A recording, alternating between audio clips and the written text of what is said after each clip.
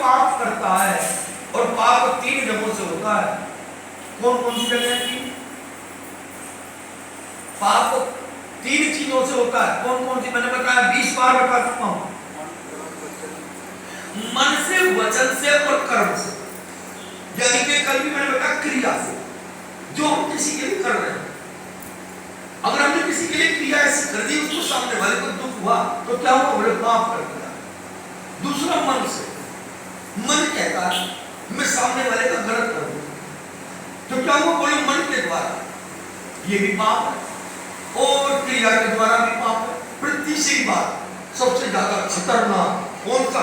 बोले वाणी, यानी कि वचन। मन से, वचन से, कर्म से। मनसा वाचा कर्मणा, 3 चीजें आई हैं पूरे ग्रंथों में।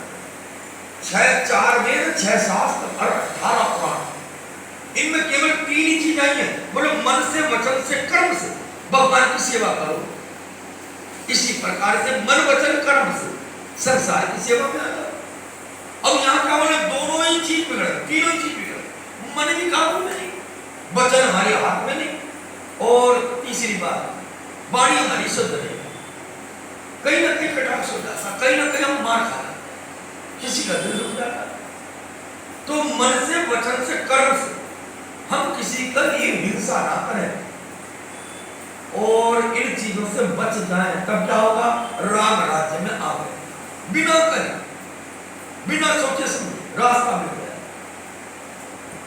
इसलिए भगवान के पास में जाएं तो एक ही विनती कि प्रभु, ये जो दुख आया है मेरे जीवन में, जो दुख मेरे जीवन में आया है ना, अगर मेरे कर्म के अनुसार है, तो हे प्रभु, इस कर्म की काट केवल आपके हाथ है।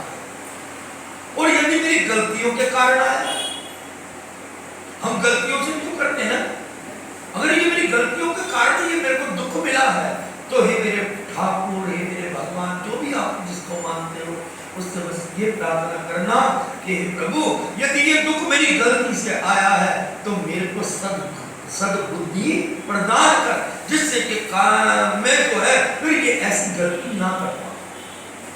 और ये बात समझ लिया है हमने कि हम जो है न्यायकर्ता बनते हैं, हम वकील बनना चाहते हैं, चोर को मन ही नहीं सकते। अब ये बात आई ना कि किसी ने कहो कि तेरे पास में इसलिए दुख आया कि तूने किसी को दुख दिया है, तो वो मानेगा ही। मैं बिल्कुल साफ, मैंने कभी किसी को दुख नहीं दिया। अरे हम तो इतना पुण्य करते, इतनी यात्रा करते, इतना सब कुछ करते हैं, अरे सब कुछ करने के बाद फिर दुख क्यों आया? इसका कारण क्या है? मैं रामायण पढ़ता हूँ, मैं यात्रा करता हूँ, और सबसे बड़ी बात कि मेरे जीवन में गुरु आ गया, और जिसके जीवन में गुरु उतर जाए और वहां दुख आए, नामुमकिन है। फिर क्या बोले? गलती हमारी है। और गलती क्या है? गुरु ने 5 मिनट का एक काम बताया था, एक होमवर्क है, मास्टर देता है होमवर्क है, इसको पूरा करके लाना बोलते हैं, और वो पूरा नहीं होता, तब क्या होता है? सजा मिलती है। बस यही है कि हमारे को गुरु ने को होमवर्क दिया, बोले 1 माला उतारो, अरे 1 भी ना उतार पाओ है तो आधी घड़ी बैठ जाओ, और कुछ भी ना कर पाओ तो भगवान के आगे आंखों से आंखें मिला करके थोड़ी देर देख लो, वो काम हमसे होता नहीं। होता है क्या? अरे रसोई में नहीं जाओगे तो खाना बन जाएगा क्या? काम नहीं करेगा आदमी तो रोटी खा लेंगे, घर चल जाएगा, करना तो पड़ेगा ना। बट यही बात है कि जब तक करेंगे नहीं तो पाएंगे। यदि हम कर रहे हैं ना, तो कहीं ना कहीं कोई ना कोई तो कर्म कर ही रहे हैं, और इस कर्म का भी फल हमको मिलेगा।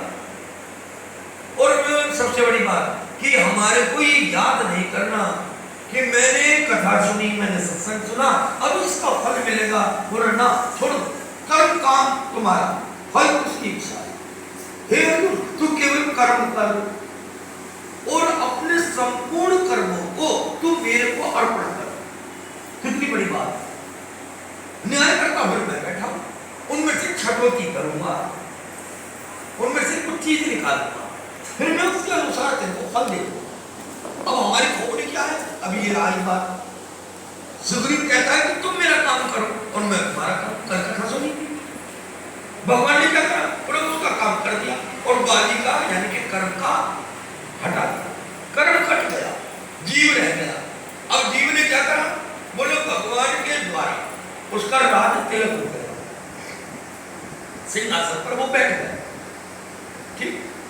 ये कथा सुनी हुई है। अब सिंहासन पर तो बैठ गया, और सिंहासन कैसा? सोने का है, पंपापुर का राजा है।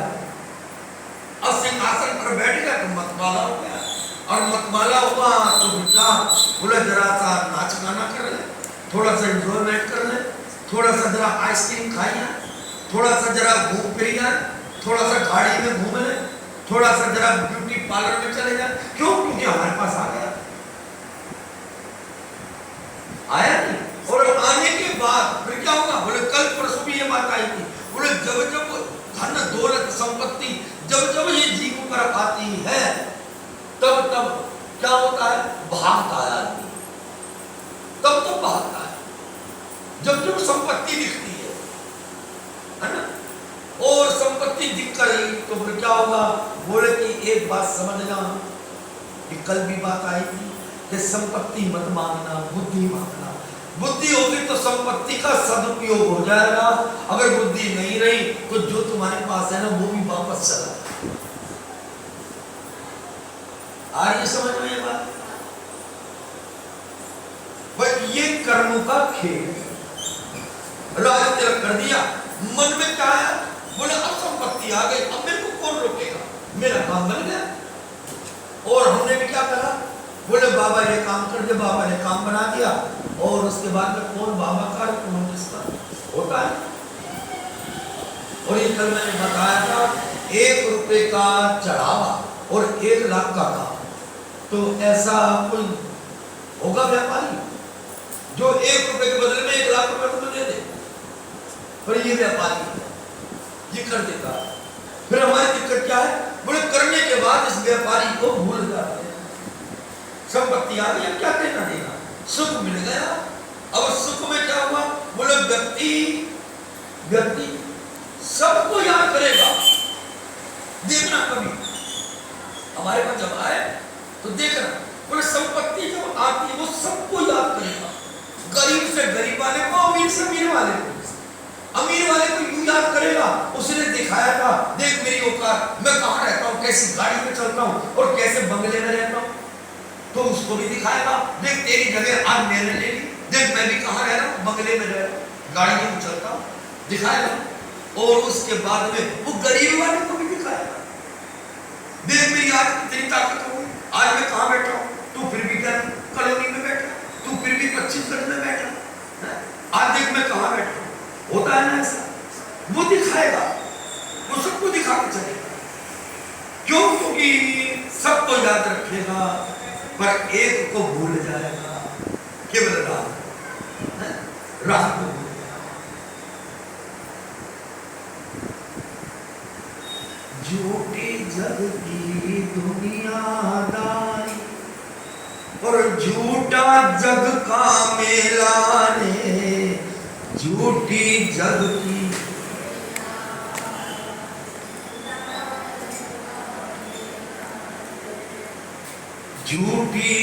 की दुनिया और झूठा जग का मेला रे।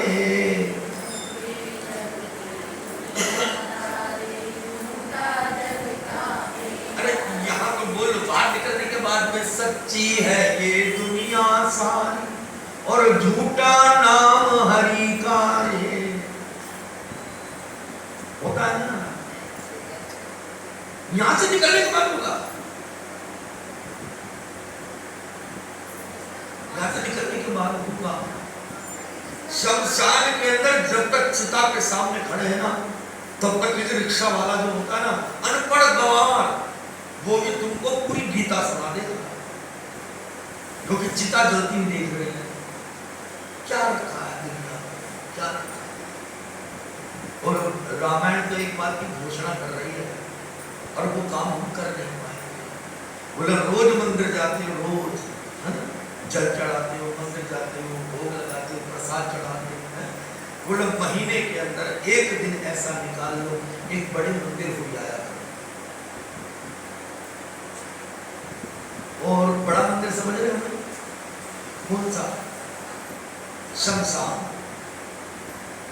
ये लिखा है इसके अंदर, उत्तरकांड में आया है। बोले कि रोज तुम मंदिर जाओ, कोई मनाही नहीं, पर कभी कभी एक मंदिर में हमेशा 1 महीने में तो झांकिया, क्योंकि असली मंदिर तो वही है, मुक्ति का द्वार है। और वहां से हमको डर लगता है, हम जाते हैं। और रामायण ये कहती है कि 1 महीने में 1 दिन उसका दर्शन करते रहना, तो यही समझ के चलना एक बहुत बड़ी उपलब्धि हमारे जीवन में आएगी कि हमसे पाप नहीं होगा, पाप नहीं होगा, क्योंकि डरेंगे, जाना है कि दिन हमको भी। और जिसको जाना होगा, इसकी चिंता होगी, तो वो पाप नहीं करेगा। परीक्षित ने एक ही बात कही कि गुरुदेव, आज मेरे को पता लग रहा है क्या कि जीवन में जाना है, फिर मैंने किसी का दिल क्यों दुखाया? पश्चाताप की अग्नि में जलता है और हम नहीं गिरे। डर होगा तो प्रेम होगा, और प्रेम होगा तो भगवान मिलेगा, भगवान मिलेगा। राज सिंहासन तो मिल गया, पर भगवान तो भूल गया। लखनलाल जी को जरा सा क्रोध सा आया, और क्रोध में क्या कहा भगवान से कि भैया देख लो, तुमने तो उनका तिलक कर दिया, तुमने तो उसकी मांगी चीज दे दी है, और जब हमारा नंबर आया क्या हुआ? बोला वो हट गया बीच में से। और यही बात सुग्रीव की है, यही हमारी कथा है। हम भी भगवान को ऐसे काम निकलवा के फिर भगवान को भूल जाते हैं। आज सुग्रीव ने भी यही काम कर दिया। जब राज तिलक हुआ तो अपने राज सिंहासन पर मतवाला हो गया, और जो राम का काम था वो भूल गया। राम जी ने कहा कि लखन तुम एक काम करो, भैया लड़ना नहीं, देखो कितना दयालु है, कितना सीधे स्वभाव, हमारे साथ ये घटना घट गया तो हम लड़ मरे। हनुमान जी को कहा, हनुमान जी तुम इसके साथ जाओ लक्ष्मण जी के, क्यों? क्योंकि ये उफान मारता, गुस्सा है, हुंकार मारता है, तुम इसके साथ जाओ। अगर इसमें ज्यादा लड़कपन आ जाए ना तो इसको रोक देना, थोड़ा सा शांत कर देना। हनुमान जी को साथ में लेकर गए, और जब चले वहां से तो चलते समय राम जी ने फिर रोका और कहा कि लक्ष्मण तुम जा तो रहे हो भैया, पर एक बात से याद रखना, वो काम करके आना जो सुग्रीव को भी बुरा ना लगे। देखो जिसके साथ में हम दगा कर रहे हैं उसकी बुद्धि देखो, उसका दिल देखो, उसका दिमाग देखो, और उसकी सबसे बड़ी सहनशीलता कि उसको कुछ दुख ना। मेरे को मालूम है सुखों में आदमी खो जाता है, और वो भी खो गया, क्या हो गया, कोई बात नहीं, उसको याद दिला देना, लड़ना नहीं। हम कर सकते हैं ऐसा काम? नहीं कर सकते। पर क्यों नहीं कर सकते? हम कह रहे कर नहीं कर सकते, क्यों नहीं कर सकते भाई? अरे अभी क्या समझ रहे हो, दूसरे का हित करोगे तो अपना होगा, और जब दूसरे का नहीं करोगे तो फिर अपना कहां से हो जाएगा? हमारे साथ में यदि ये घटना घटती तो शायद उसको गिरीमार पकड़ के बाहर निकाला होता है ना। यहां हम भी इस काम को कर सकते हैं। सकल पदार्थ है जगमाई, और कर्महीन नर पावत ना, वो कर्महीन है, वो कर नहीं सकता, उसको हम कहेंगे कर्महीन, ये कर्मों से हीन है, ये कर ही नहीं पा। हर काम दुनिया में संभव है, असंभव नहीं।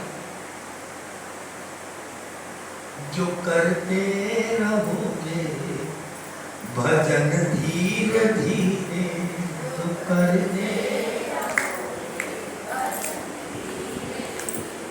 जो करते रहोगे भजन धीरे धीरे,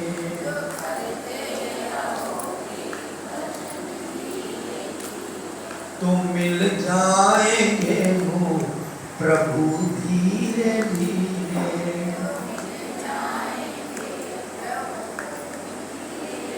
मिलेंगे धीरे धीरे, तेज नहीं। और सुग्रीव की जो दौड़ थी ना वो तेज थी। बोले जा तो रहे हो, पर काम वो करके आना जिससे कि उसका भी अहित ना हो, उसको दुख ना। हनुमान जी साथ में, लखनलाल जी गए और जाकर के सिंहासन के सामने खड़े होकर के कहा कि सुग्रीव तुम इतने मतवाले हो गए, तुम आज अपनी जो बात से मुकर गए। अरे हमने क्या किया आपके साथ? भगवान किसी के साथ गलत करता है क्या? और हम करते हैं, कहते हैं कि गलत कर दिया। हम भी तो ये कहते हैं ना, अच्छा काम तो हम कर रहे हैं और गलत काम भगवान कर रहा है। कहते हैं ना, ये भगवान ने ये क्या करा? अबे भगवान ने क्या करा? ये हमने करा, हमारी बुद्धियों के द्वारा हुआ। इसमें भगवान का दोष नहीं है। हम यार उसके ऊपर इल्जाम लगाते हैं, उसके ऊपर हम कहते नहीं नहीं तुमने करा, हमारी बुद्धि है ना। अभी एक बात है ना, हम गुनहगार नहीं है, हम साहूकार हैं। हम गुनहगार नहीं और गुनहगार बन नहीं पाएंगे क्योंकि मेरा कर्म ऐसा, मैं गुनहगार कैसे बन जाऊं? मैं गुनहगार नहीं। बोले कि तूने वो काम कर दिया जो दुनिया में, संसार में सबसे हटके काम हुआ। तूने वचन क्या था? हमारा वचन क्या था कि हे प्रभु तू हमारा ये कार्य सिद्ध कर दे। हम क्या करेंगे? बोले हम तेरी यात्रा करेंगे, जब प्रसाद चढ़ाएंगे, भोग लगाएंगे, क्या करेंगे? तुमने वो करा? बोले नहीं करा। अब करानी क्या बिगड़ी? बोले उसके कारण दुख आ गया, दुख आ गया। सुख के अंदर भी दुख की खोज करे वो इंसान। आगे समझ? सुख जब जीवन में आ जाए, मैंने पहले भी बताया था, सुख आया तो कारण पूछो, कारण क्या है? और दुख आया तो उसका भी कारण, उसमें भी कारण बना। दोनों ही परिस्थिति में, सुख में भी और दुख में भी, दोनों में कारण। और कारण क्या है? वो हमारे कारण, वो दूसरे का नहीं। वो दोषारोपण हम भगवान को देते हैं, वो दोषारोपण भगवान का नहीं। अब ये गलती किसकी थी? जीव की के ब्रह्म की? जीव की। क्या हुआ? राज सिंहासन मिल गया, मतवाला हो गया, और मतवाला होकर के क्या हुआ? बोले कि अब राम को छोड़ दो, जो मेरे वचन कहा था वो भूल गया, वो भूल गया। हम जो घरों के अंदर है ना, ये जो दुख मिलता है, ये तीन कारण है।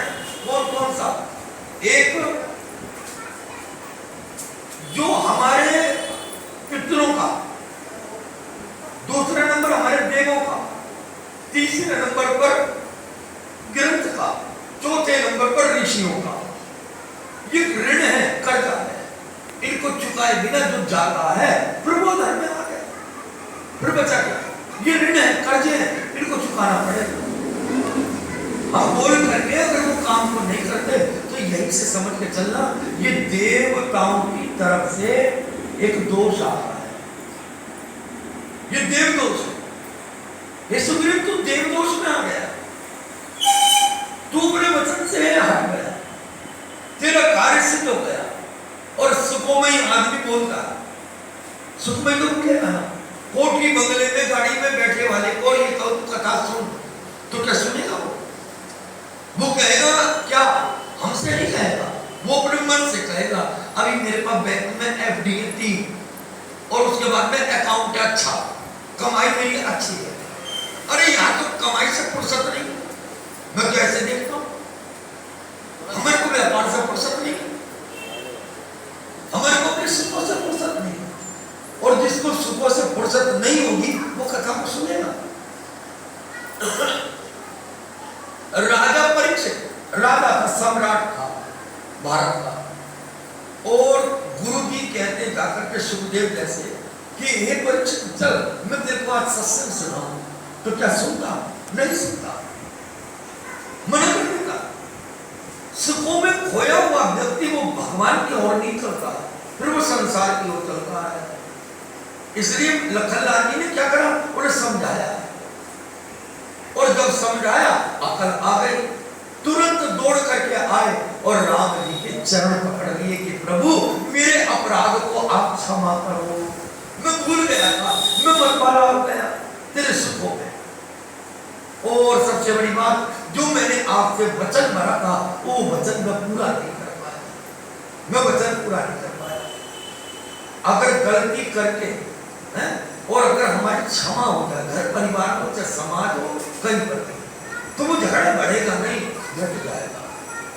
पर हम क्या करेंगे? बोले शांत सीना तान के चलेंगे, बोले नहीं हम दोषी है ही नहीं, हम क्यों करें? अभी किसी से कह दो तुमने भगवान का प्रसाद बोला था, बोल दिया कोई बात नहीं चढ़ा देंगे, ऐसा उड़ाना सा चढ़ा भोग का भूखा नहीं है, तुम्हारे वचनों का भूखा है, तुम्हारे भाव का भूखा है। कि तेरे में तो देखो ना, अरे जितनी ममता माता पिता की अपने संतान में रहती है, वो ममता संतान की वो माता पिता के प्रति है कि नहीं, ये भी तो देखना पड़ेगा। एक तरफा प्रेम चलता है क्या? एक तरफा प्रेम नहीं चला है, प्रेम दोनों तरफ से। और यहाँ क्या हुआ? बोले एक तरफा प्रेम हुआ है सुग्रीव का और बाली का, एक तरफा। बल्कि वो उसमें अकड़ आ गई।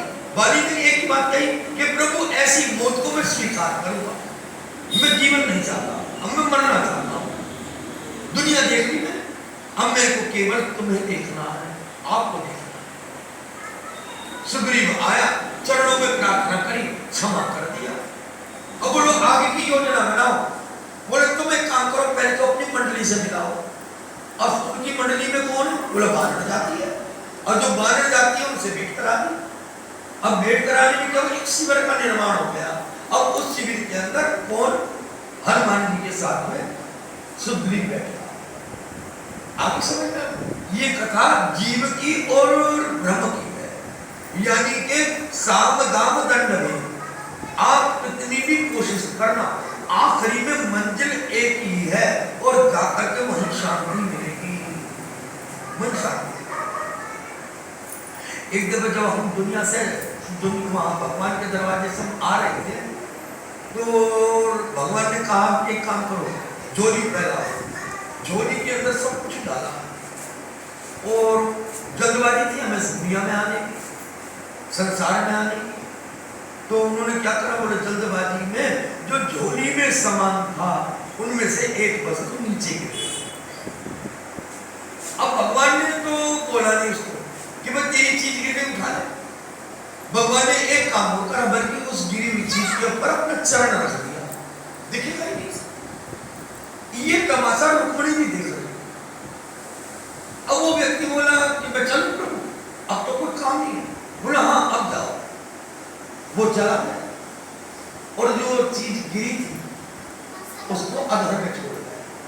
रुक्मिणी जी ने पूछा उसके जाने के बाद कि प्रभु, ये जो आपने चरणों के नीचे रखा है, उसकी चीज एक गिर गई तो उसको उठा करके और उसकी झोली में वापस दे देते, क्या दिक्कत है? भगवान बोले कि नहीं, अभी तुम्हें भी नहीं पता। तो बोले क्या है ये? बोले यही शांति है, ये शांति। सब चीज दे दी भगवान ने, पर शांति अपने पास रखी। बोले कि ये जो चीजें जल्दबाजी में छोड़ तो गया, पर दुनिया में भटक आएगा, दुनिया में घूम आएगा, आखिरी में ये शांति की खोज में ये मेरे पास ही आए, मेरे पास आए। यहाँ अशांति नहीं है, शांति। इसलिए सुग्रीव को याद आया और उन्हें क्षमा याचना करी, राम ने क्षमा किया अपनी वानर जाति के साथ में, और सबसे बड़ी सीता की खोज में चले।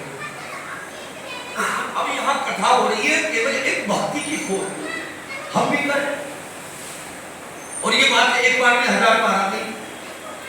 आप दीवाबत्ती करते हो, ज्योत जलाते हो, भोग लगाते हो, सेवा करते हो, स्नान कराते हो, भोग लगाते हो, वस्त्र चयन करते हो, ये करते हो, जितनी भी क्रियाकलाप हैं इनको क्या कहेंगे? भक्ति। क्या कहेंगे? चाय बनवाओ, अब थोड़े से, अभी तो आधा किलो लग जाएगा, फिर 1 किलो चाहिए।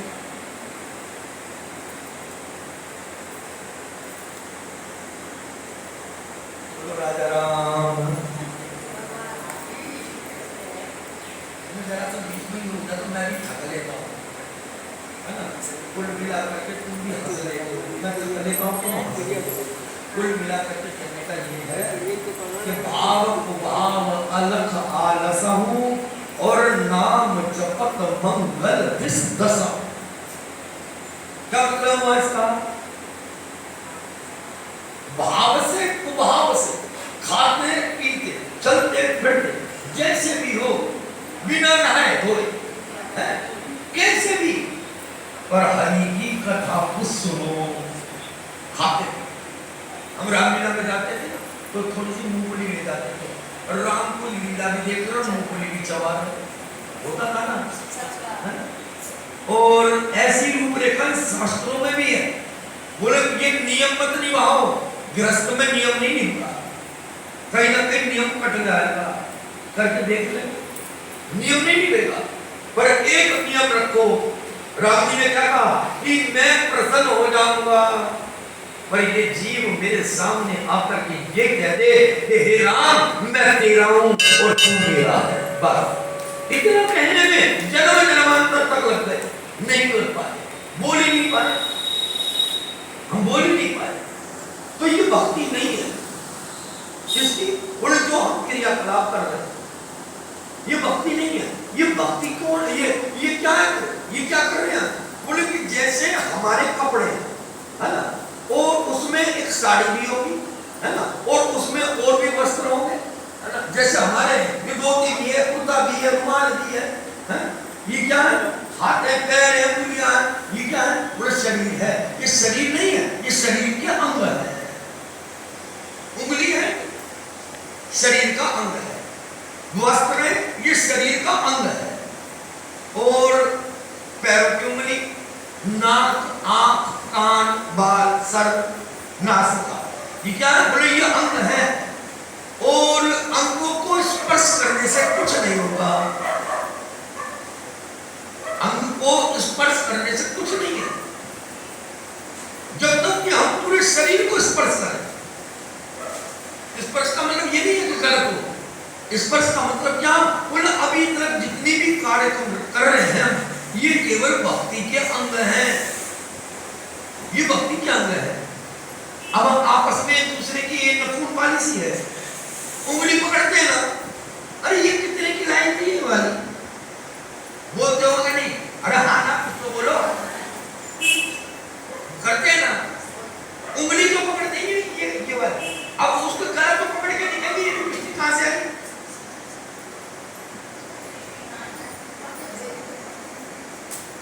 और ये जो होठों पे लगा है, इसको यूं पकड़ के तो निकालिए, ये कहाँ से लाई?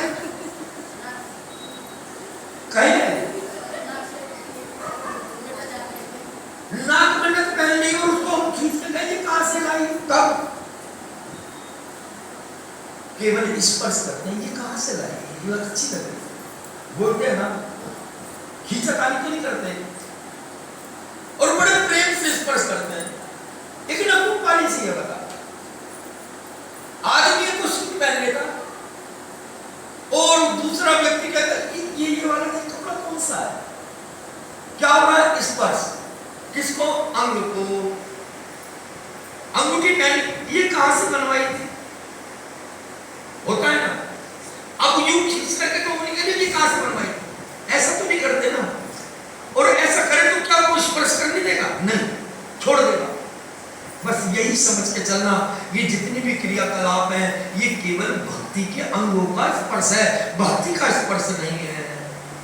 और भक्ति का स्पर्श होते के साथ सबसे बड़ी बात, ये जीव के अंदर एक बदलाव आएगा, और बदलाव क्या? हर जीव जंतु पर दया आ जाएगी। अभी हमारी दया नहीं है, कठोर बन गए, पत्थर दिल। किसी के साथ में कोई घटना घट रही है, हमको भूख लग रही, रोटी खाओ, ये तो होता रहता है, इतने पत्थर दिल हम बन गए। अरे मित्रों जी ने अपने भाई से यही तो कहा, अरे भैया तुमने इतनी सब जानी यात्राएं करी आया, कितनों को अपने कंधे पे ढो दिया, फिर भी तू अपने आप को जिंदा समझ रहा है। कहीं तो पिघल, कहीं तो दया कर, कहीं तो ये हिंसा के बाप को छोड़ दे। अरे तेरे 99 बेटे चले गए, पूरा का पूरा घर खत्म हो गया, अब बचा है क्या? यहाँ एक दुर्योधन बचा, एक व्यक्ति के कारण तूने इतने पूरे हरे भरे घर को और तूने बेकार कर दिया। हमेशा ये याद रखना कि घर में जो पौधा लगाते हो ना, उस पौधे को जब हम लगाते हैं तो पत्तों के ऊपर पानी छिड़कने से पेड़ हरा नहीं होगा, होगा? रोज छिड़को, सींचना जड़ को ही पड़ेगा, और जड़ खराब है तो बेकार, पौधा सूख जाएगा। और जड़ कौन है? बोला भक्ति है, और भक्ति रूपी जड़ को सींचा नहीं, तो जीवन में बदलाव आए कहां से, सुख आए कहां से? अब ये बात तो पक्की है, थोड़ी सी दिमाग में बैठ गई कि सुख और दुख है ये इधर से नहीं आया, कहां से आया? हमारे से। इसमें भगवान का कोई दोष नहीं है।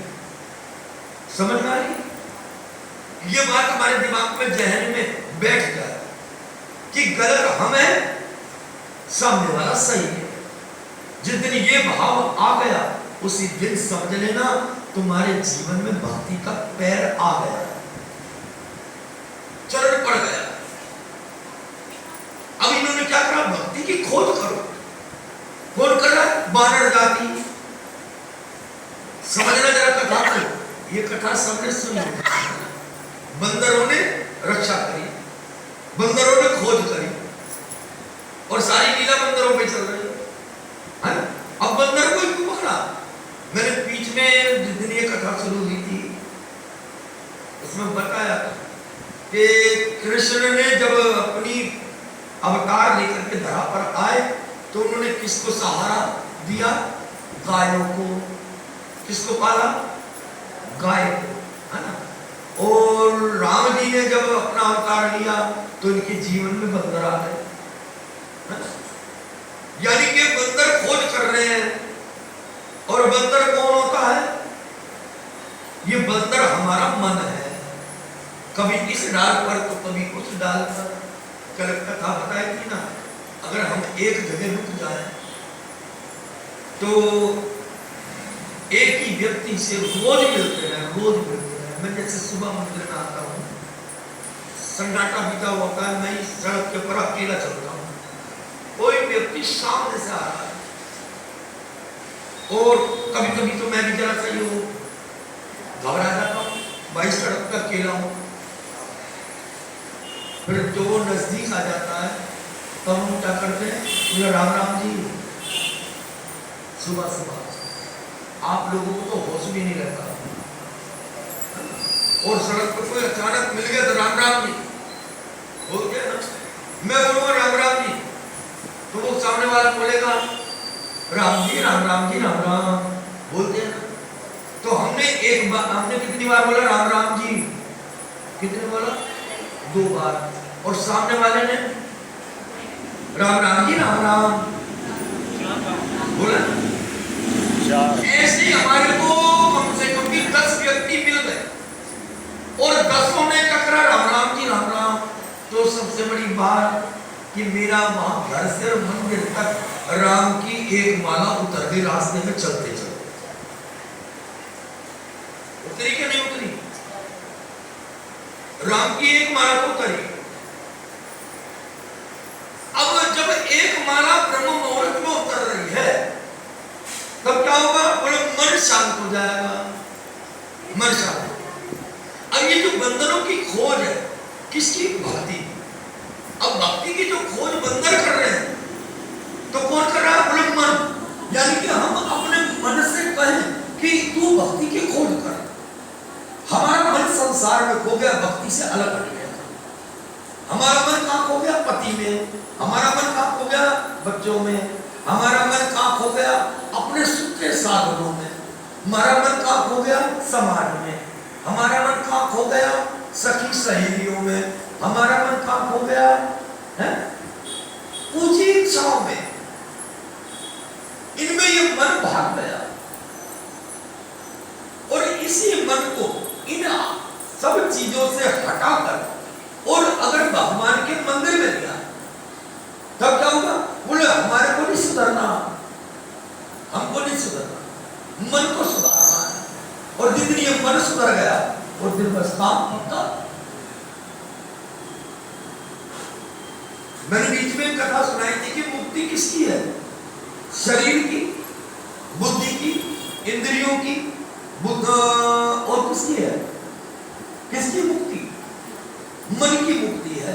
अगर मन की मुक्ति हो गई तो समझ लेके चलना मरने के बाद बेटा मुक्त नहीं करेगा। मरने के बाद कोई तुम्हारा चाहेगा वो तुमको मुक्त करने नहीं आएगा। तुम्हें खुद को मुक्त होना है तो इस मन को स्थिर करना पड़ेगा। इसलिए राम जी ने कहा कि अरे मान लो अब चलो। राम जी ने आज आदेश दिया सुग्रीव को, और सुग्रीव की सेना कौन है? बोले वानर है। और मन कौन है? बोले ये वानर है, आज इधर और कल उधर। तो उन्होंने क्या करा राम जी ने कि सुग्रीव तू ये इस मन को कहाँ लगा? बोले कि आध्यात्मिक मार्ग में, और आध्यात्मिक मार्ग में भक्ति की खोज होती है। आध्यात्मिक मार्ग किसको कहते हैं?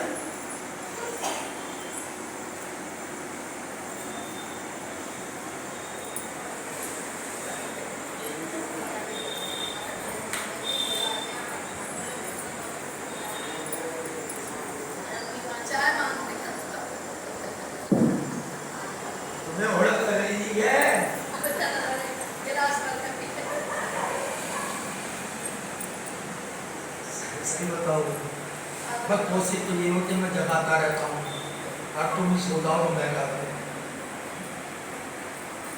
अभी तो जगाया तुझे और फिर सो गया, अभी तो जगाया तुझे फिर सो गया। ये गलत जगा रहा है। ये जो रामायण है क्या कर रही है? बोले जगा रही है किसको? सोते हुए को नहीं, जागते हुए को। ये बताया था ना कि सोए हुए को तो कैसे भी जगा दोगे, पर इस जागे हुए को कौन जगाएगा? अभी हम सो रहे हैं जागे हुए, अगर जागे हुए होते तो बिल्कुल फर्स्ट क्लास रहते, तंदुरुस्ती रहती। अब मैं क्या बोले, ड्राइवर के पास सो जाता ना, वो बासी भी रहता तो चल पीछे होता है ना, बोले इसको पीछे वाली सीट पर बैठा, क्या होगा? ड्राइवर को भी नींद आएगी, होता है ना। और यही भगवान कह रहे, मैं तुम्हें बार बार जगा रहा हूं, अभी तो जगाया तुझे और फिर सो गया,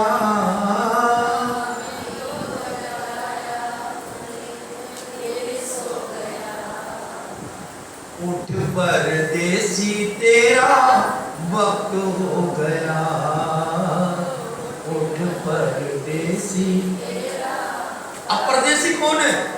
परदेसी कौन है? काय को परदेसी? अरे एक गांव से दिल्ली में आ गया, कौन हुआ? परदेसी। एक दिल्ली से तुम कहीं वृंदावन में चले गए, तब बोले तुम परदेसी। और ये संसार क्या है? बोला ये भी एक परदेश है। ये संसार क्या है? एक परदेश है, और इस परदेश को छोड़ करके एक न एक दिन अपने देश चलना है। और अपना देश कौन सा है? परमात्मा का, जहां से हम आए वहीं चले जाए, हम वहीं चले जाए। उठ परदेसी तेरा वक्त हो गया,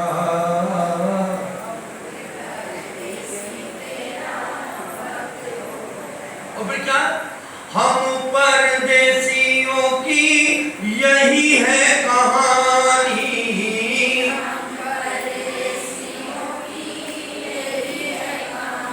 हरिद्वार गंगावर कहीं पे भी जाओ, कितने दिन रुकेंगे? एक न एक दिन वापस अपने घर जाना है। वहां बसेगा तो नहीं बसेगा ना, चलो घर चलो घर चलो घर। तो यही परदेसियों की कहानियां आज है, कल अपने घर। हम परदेसियों की यही है कहानी, हम परदेसियों की यही है कहानी, हम परदेसियों की यही है कहानी, हम परदेसियों की यही है कहानी। और क्या? आए और चले गए, खत्म कहानी।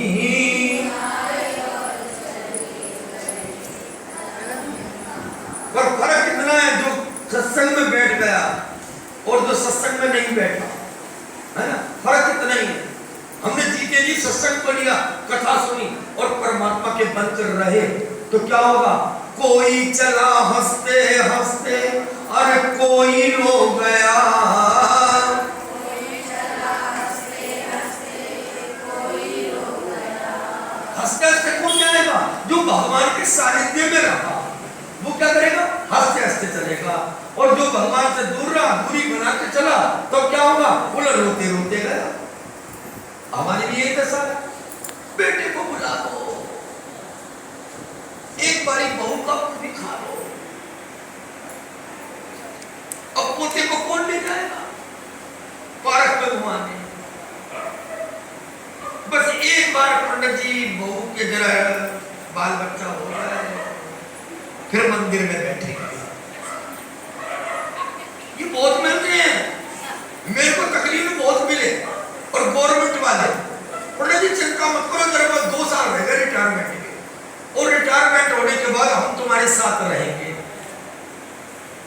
रिटायरमेंट होने के बाद भी आज उनकी ये दशा है कि मैं जब जाता हूं तो पलंग के नीचे घुस जाते कि कहीं सत्संग के लिए बोलने ना आ जाए।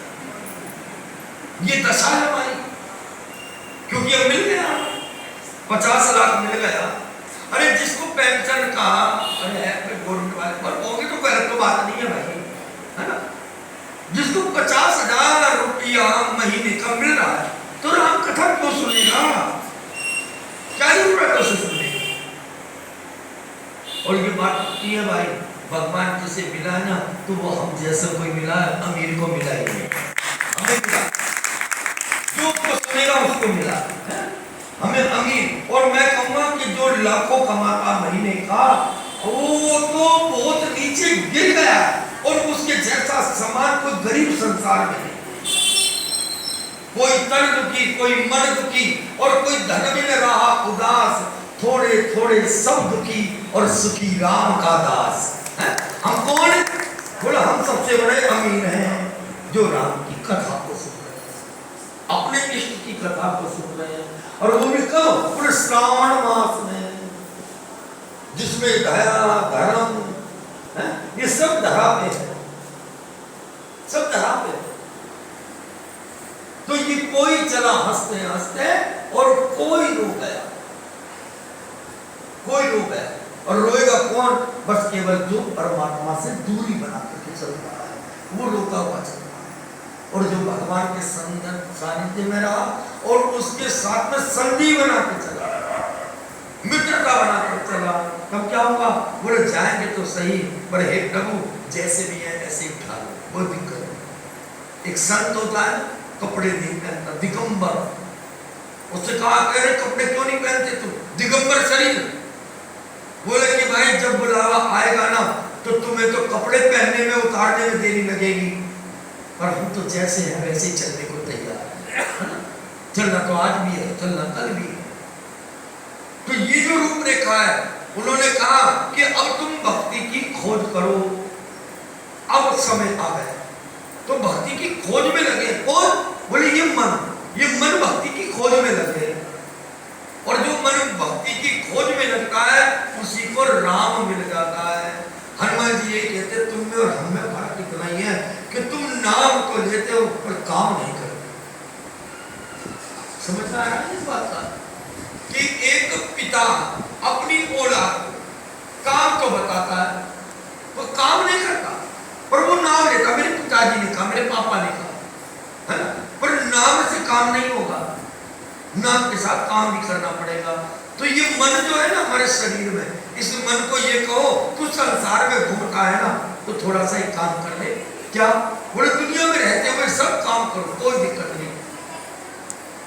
रामायण इस बात की साक्षी है कि बुराई को अपने पास में रखना, बुराई तो सबके पास है, अच्छाई भी सबके पास है, पर बुराई की ताकत ज्यादा है, बुराई की संख्या ज्यादा है, अच्छाई की कम है। ऐसा है ना? जब ये हकीकत आती तो सबकी जवानी बंद हो जाती है। हमारे पास अच्छाइयां कम है, बुराइयां ज्यादा है। और बुराई को रखना गलत नहीं है, बुराई में कोई गलत बात नहीं है। एक चोर रास्ते में एक चैन तोड़ करके भाग गया, उसे महिला ने हल्ला मचा दिया, मेरी चैन तोड़ के चोर चोर चोर चोर पकड़ो पकड़ो पकड़ो पकड़ो। होता है वो चोर के पीछे भाग रहे, पर उस चोर ने जो चैन तोड़ी थी उसने क्या करा? बोले जेब में नहीं रखी, जेब में नहीं रखी, उसने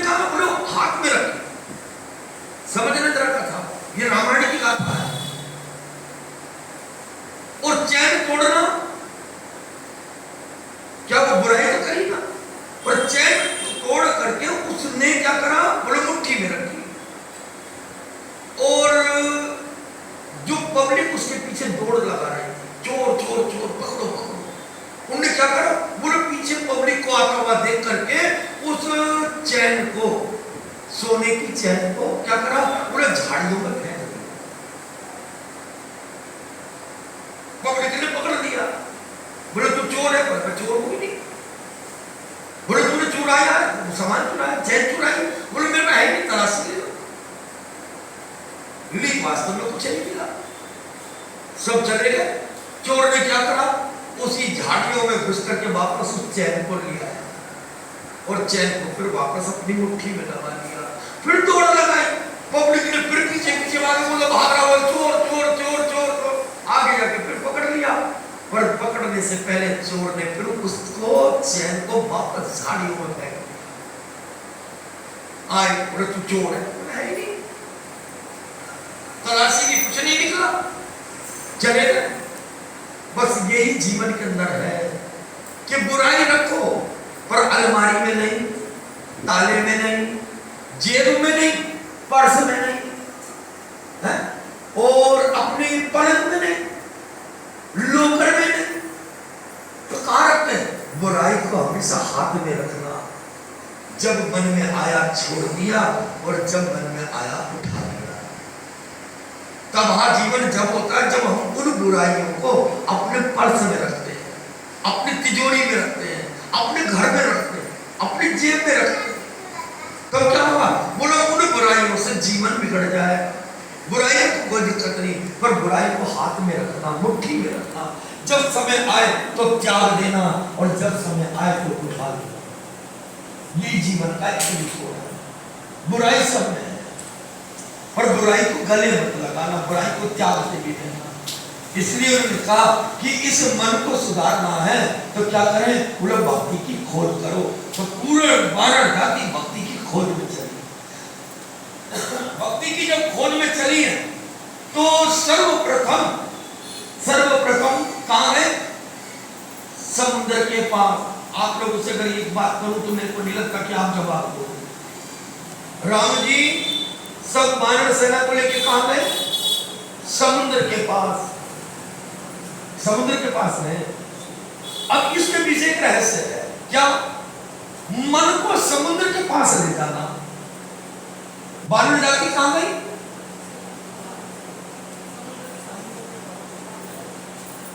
नहीं छोड़ समुद्र ने कहा गई,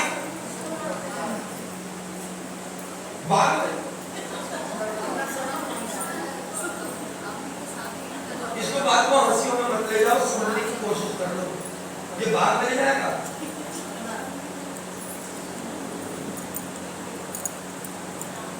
मेरा का कुछ सुनो या मत सुनो, मैं भी अपना समय काट रहा हूं और 4-5 दिन की बात। देखो एक बात बताऊं, जितनी विस्तार से जिस कथा को आप लोग सुन रहे हो, ये ठाकुर की बहुत बड़ी कृपा। अगर बड़े पंडाल के अंदर इस कथा को सुनोगे तो ये समझ में नहीं आएगी। आप 4 के व्यक्तियों के बीच में एक कथा समझ में आ रहा है, एक एक चीज खुल करके नजर आ रही है। और जो सीधे वानर सेना समुद्र के किनारे गई और पुल का निर्माण करने में जुट गई। पुल बन गया, सब के सब उस पुल के ऊपर से लंका में पहुंच गए और लंका में जाकर रावण का वध कर दिया, सीता जी को छुड़ा दिया और छुड़ा कर वापस पुष्पक विमान में बैठे और अयोध्या में आ गए, राजपाट संभाल लिया। जय राम।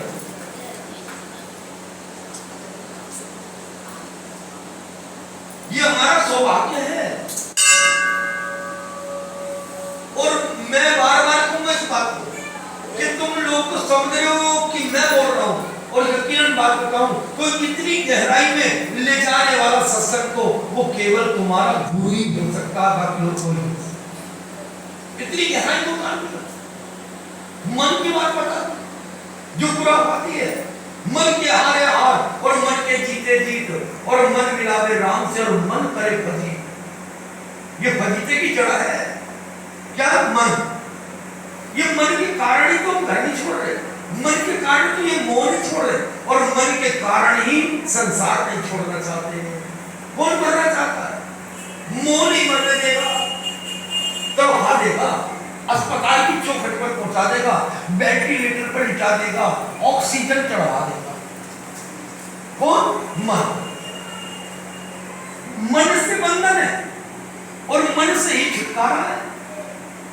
एक व्यक्ति मथुरा से वृंदावन जा रहा है, और वृंदावन जाने में क्या हुआ है, शाम को 6 बजे नाव में बैठा था, वो पूरी रात हो गई चाबुक चलाते चलाते। सुबह 4 बजे जब आने जाने लगे लोग, तो उस व्यक्ति ने पूछा कि भैया ये वृंदावन कितनी दूर है? वो व्यक्ति ने बोला, अरे महाराज कब चले थे? बोला शाम को 6 बजे।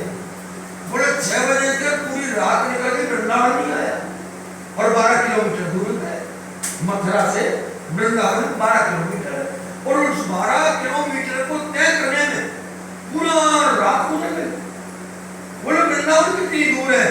व्यक्ति ने कहा कि वृंदावन को तब पहुंचोगे जब ये नाव खूंटे से बंधी है जो खुल जाएगी। नाव रस्से से बंधी हुई है और चाबुक चल रहा है, तो वृंदावन कहां से पहुंचे? यही जीवन की हमारी एक रूपरेखा है। मन बना है संसार से, तो भगवान तक कैसे पहुंचेगा? कहां पहुंचेगा? कैसे पहुंचेगा? ये जीवन का सबसे बड़ा एक उद्देश्य है। वानर जाति कहां गई? यानी कि ये मन कहां गया? समुद्र के पार। और समुद्र पे क्यों गया? इसका कारण यही है कि सबसे बड़ा कार्य यदि अगर हम करने जाएं तो सबसे पहले क्या करना? बोले धैर्यवान, धीरजवान एक व्यक्ति से मिलना पड़े, जिसमें गंभीरता हो, जिसमें सब कुछ सहन करने की क्षमता हो। समझ में आ रही है बात? हमारा मन, यानी कि हम कहां जाएं? पहले कहां जाएं? बोला उस व्यक्ति से हम मुलाकात करें जिसमें सहनशीलता हो, और सबसे बड़ी बात कि उसमें सब कुछ समाने की क्षमता हो। खट्टी बात भी, मीठी बात भी, और कड़वी बात, जो हजम कर सकता है, जो इन दुखों को सहन कर सकता है, जिसमें गंभीरता है, जिसमें सहनशीलता है, और सबसे बड़ी बात जिसमें समानता है, उदारता है, और उसमें सब कुछ समाने की पावर है। ऐसे व्यक्ति से पहले मुलाकात कर ले, तब भक्ति की खोज हो जाए। इसलिए कारण क्या बोला? बोले पहले सारी मानव जात आ गई समुद्र के पार, क्योंकि समुद्र में गंभीरता है, हमारे लोगों में गंभीरता नहीं, इसलिए हम व्याकुल हो जाते हैं। नदियां जितनी भी हैं, समुद्र नदियों को निमंत्रण देने नहीं आता कि तू मेरे यहां आ जा। गया सागर कभी नदियों के पास गया? नहीं गया। तुम्हें पता है? बोला नहीं गया।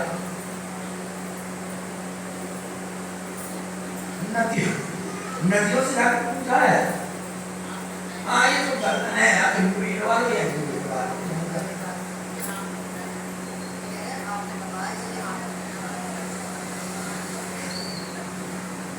सागर कभी भी नदी के पास नहीं जाता, बल्कि जितनी भी नदी नाले ये सब सागर में मिलते हैं, सब सागर में मिलते हैं। पर सागर में मिलने के बाद भी जो अपवित्र है, जिसमें शुद्धिकरण भी नहीं है, वो भी शुद्ध हो जाता है, वो भी पावन हो जाता है। जो पतित है ना, वो भी पावन बन जाता है। इसलिए ये जो मन है ना, ये वानर जाति कहां गई? पूरे समुद्र के पास, और समुद्र के पास जाकर के क्या कहा? लड़े झगड़े नहीं है, नहाए नहीं है, उनसे प्रार्थना करिए कि हे समुद्र देव, आप में गंभीरता है, और आप सब कुछ समझते हो। याद रखना, जो व्यक्ति गंभीरता में जीता है, वो ही दुखियारे की बात को समझ पाएगा, वो ही समझ पाएगा दुख क्या चीज है, दुख क्या चीज है, कौन समझेगा? जिसमें गंभीरता होगी।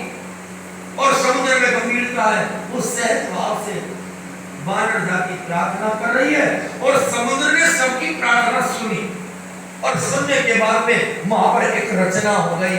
श्री हनुमान जी आए, हनुमान जी आए। हनुमान जी के गुरु थे एक भालू। बताओ, इंसान को नहीं बनाया, भालू को बनाया।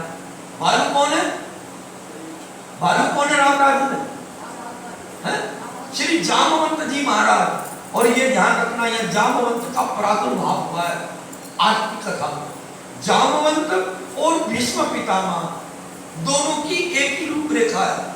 इधर रामचंद्र जी के राज में और उधर महाभारत के राज में, यानी कि एक व्यक्ति महाभारत में और एक व्यक्ति रामायण में। ये दोनों कौन बोला? इच्छा मृत्यु वरदान। ये अपने उसमें नहीं जाते, इनकी इच्छा होगी तो मरेंगे, इनकी इच्छा है तो चारों युगों में इनका नाम है। जामवंत जी चिरंजीवियों में नाम आता है, चिरंजीवियों में। कितने चिरंजीवी हमारे? 7 चिरंजीवी। मतलब वास्तव में धन्य है, ऐसी बात रखो।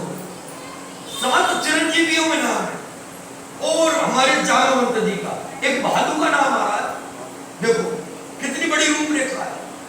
और जामवंत जी ने क्या करा? बोले हनुमान जी को समझाने की कोशिश करी है। यहां से आज सुंदरकांड शुरू हो गया है। बोलो श्री हनुमान जी। कल सुंदरकांड के ऊपर चलेंगे। आज की कथा को यही विश्राम देते हैं। कल की कथा जामवंत जी का और हनुमान जी का संवाद, ठीक है। और आज की कथा को यही विश्राम दे करके कल के दिन फिर सुंदरकांड पर चलेंगे। 2 दिन 3 दिन जैसा भी ठाकुर जी चलाएंगे सुंदरकांड पर चलेंगे। सुंदरकांड पढ़ते हो ना? है? पढ़ते हो सुंदरकांड? कितने घंटे में? कितने घंटे में पढ़ते हो? कोई 2 घंटे में और सीधा जामवंत के वचन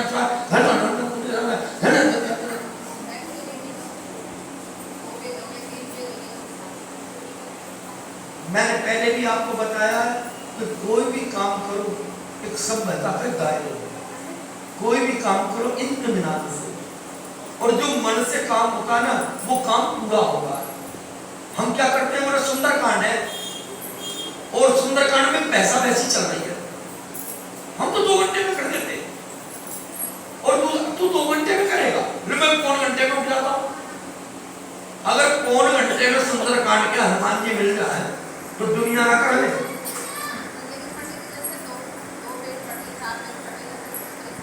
अब देखो मैं जो कह रहा हूं उस बात को समझ लो। अच्छा लगे तो घर ले जाना, नहीं तो यही छोड़ जाना। कोई दवा है ना, आपको समझ में आए तो उसको उठा लेना, नहीं समझ में आए तो छोड़ दो, कोई जबरदस्ती नहीं, ठीक है ना।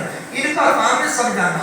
राम जी और कन्हैया ये 2 बार आए और दोनों बार में इन्होंने एक बात कही कि हम 2 बार अवतार लेकर आएंगे। पूर्ण अवतार है, राम अवतार और कृष्ण अवतार। ये दुनिया को समझाने के लिए आए थे नर रूप में, है ना। और बोले कि हमने खूब समझाने की कोशिश करी पर नहीं समझा, कोई नहीं समझा। अब मेरी ताकत, मेरे को भी एक जवाब मिल रहा है। जब मैं 2 बार आया तब समझाया, तब नहीं समझे तो तुम्हारे समझाने से क्या समझेंगे? समझते हैं कि नहीं समझेंगे?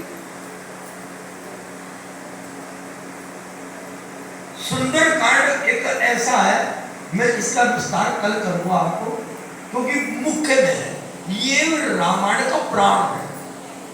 जैसे आदमी में शरीर में प्राण है तो आदमी चल रहा है पूरा, और प्राण निकल गए तो मृत है। इसी प्रकार से भागवत जी है।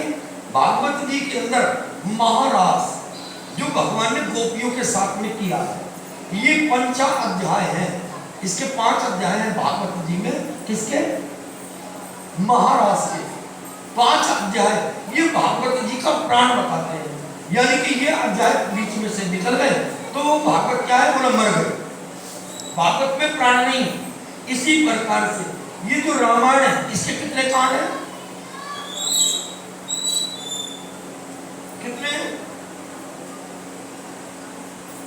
कितने कांड हैं इसके?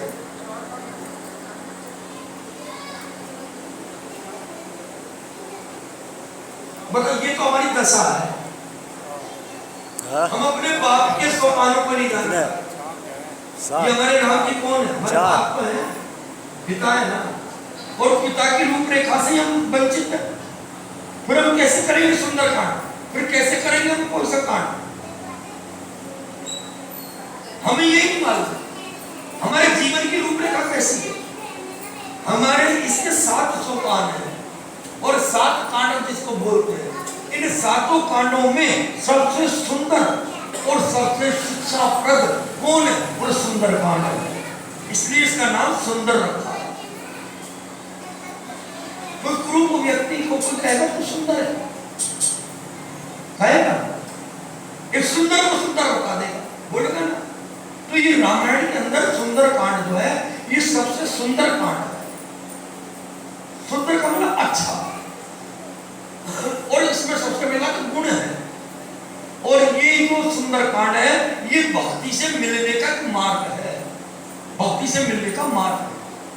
2 दिन 3 दिन इसको जैसे भी ठाकुर जी कृपा करेंगे इसको चलाएंगे। पर अब रही बात सुंदर कांड को करने की, आप अपने घर में, मैंने कल परसों और पहले भी बताया, कई बार इस बात को बताया कि सुंदर कांड को 2 घंटे में, 1.5 घंटे में, 4 घंटे में मत करो। सुंदर कांड को कम से कम भी 2 महीने में करो पूरा। इसमें असल सुंदर कांड के अंदर 60 दोहे हैं।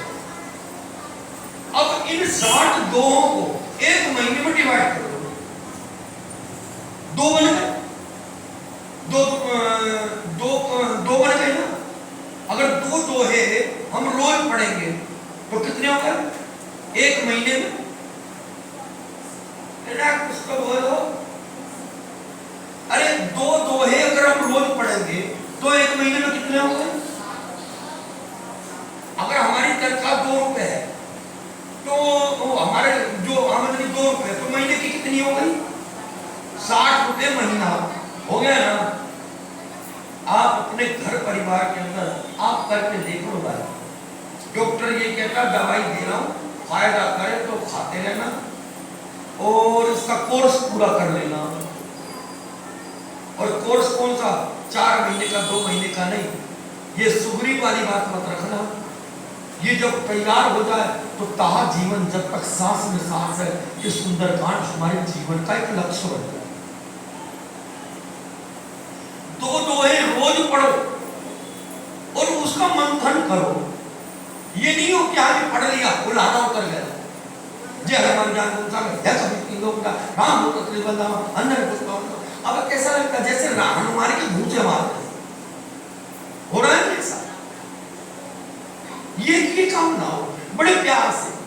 जामवंत के वचन सुहाए, सुन हनुमंत हृदय अति भाए। कितना सुंदर लगेगा, गुनगुनाओ उसको। मैं एक दिन पानीपत गया था किसी के आश्रम पर, और कोई 2 लड़के थे, वो बोले कि पंडित जी हमारे साथ चलो, गाड़ी में बैठा के ले गए। और पानीपत के अंदर एक आश्रम था, उसमें हम सारे दिन रहे। उन्होंने मेरे लिए खूब मान सम्मान भी करा, खिचड़ी बनाई, पापड़ लाए, अचार लाए, और दोपहर का समय, और हमने वहाँ खाना पीना खाया। और उसके बाद में वो जो 2 लड़के थे वो बोले पंडित जी कुछ आज इस आश्रम पर भी कुछ भगवान का गुणगान होता है। तो मैं बोले जब हमारे स्वामी जी सामने बैठे हैं तो आज गुणगान यही करेंगे।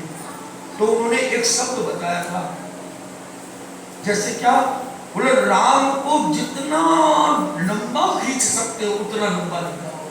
उन्होंने मेरे को वहां पर बहुत बड़ी सीख मिली थी, क्योंकि संतों के चरणों में बैठेंगे कुछ ना कुछ तो मिलेगा। सिया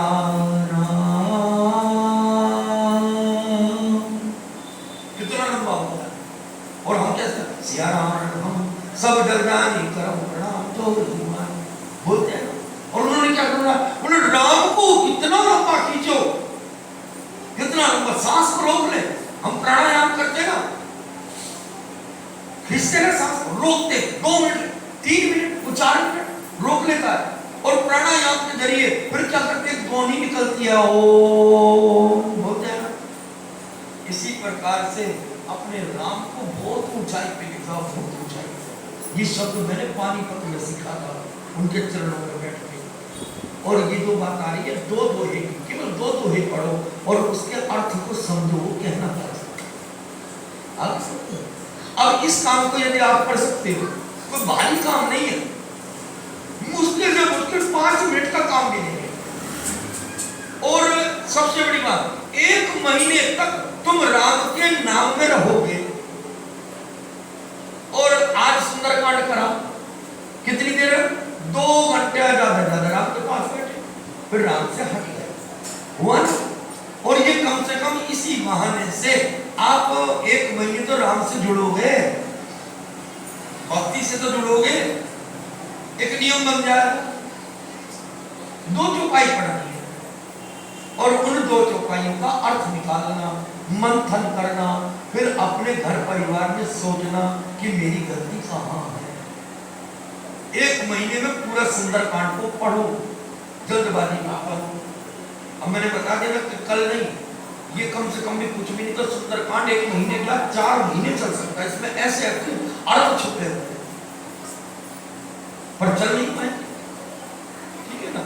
तो कल सुंदरकांड की कथा होगी और कल विस्तार से जानना कि ठाकुर जी से प्रार्थना करें कि प्रभु ये सुंदरकांड की व्याख्या आप अपने मुखार से जरूर कैसे